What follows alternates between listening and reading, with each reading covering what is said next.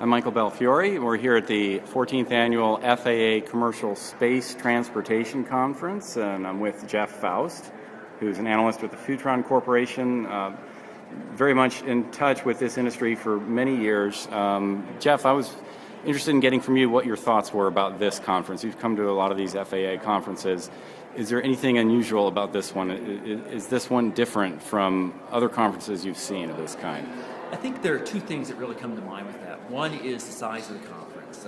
There's over 400 people here. This is one of the largest conferences that they've ever done.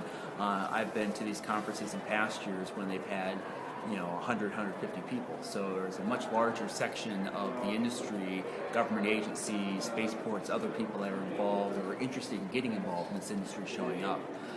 Second is also the much stronger interest in commercial crew in this conference and overall in the industry.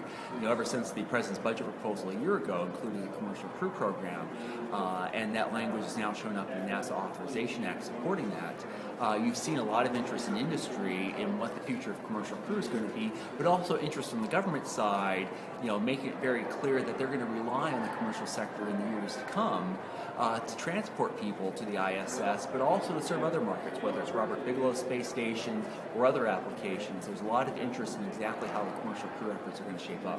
And of course, now the policy has been matched with actual capability. So in December, we saw the first company ever to orbit a commercial spacecraft and then land it safely. How has that affected the mood here at the conference, do you think? Well, we've gone beyond PowerPoint presentations, which there's been no shortage of in past years, to actual flight videos of spacecraft flying and splashing back down and returning to Earth.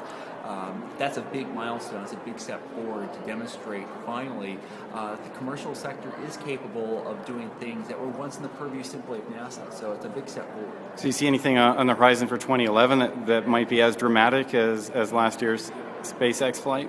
I don't know if we're going to have a single milestone quite like the SpaceX flight, but I think we're going to see incremental development, particularly in the commercial cargo side, so that by the end of the year we have two companies, SpaceX and Orbital, ready to deliver cargo to the space station. And then on the suborbital side, you've got several companies that are actively developing vehicles for suborbital flights, whether it's for space tourism or for research. Not necessarily have these vehicles ready to enter commercial service by the end of the year, but I think you'll see several of these vehicles in flight testing, making clear progress towards entering service in the years to come. And it's really part of this gradual incremental development process that's been the hallmark, particularly of the suborbital side. You'll see a lot of progress there, not necessarily any big milestone effects like the SpaceX flight last year. Thanks so much for talking with us. Thank you.